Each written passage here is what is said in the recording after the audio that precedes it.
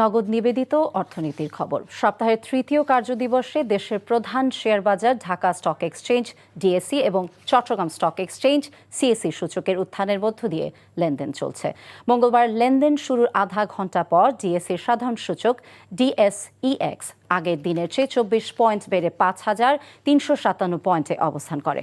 ডিএসইর সরিয়া সূচক 3 পয়েন্ট এবং ডিএসই 30 সূচক 7 পয়েন্ট বেড়ে যথাক্রমে 1199 এবং 1985 পয়েন্টে রয়েছে। এই সময়ের মধ্যে লেনদেন হয়েছে 79,94,00,000 টাকার শেয়ার এবং মিউচুয়াল ফান্ডের ইউনিট।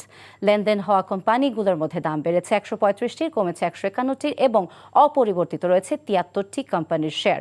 এছাড়াও এখন পর্যন্ত লেনদেনের শীর্ষে রয়েছে ইসলামী ব্যাংক, গ্রামীণ ফোন সহ 10টি কোম্পানি।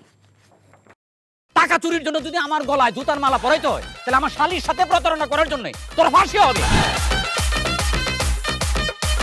দুলা ভাই, আপনার তো ঘর জামাই বইলা একটা পরিচয় আছে, আমার তো তাও নাই।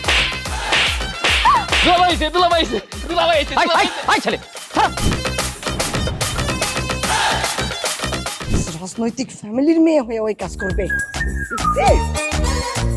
যারে পাবো আরে পিটাবো, রক্তের নেশায় ধরছে, রক্তের নেশায়, কাঁচা রক্তের নেশায় ধরছে।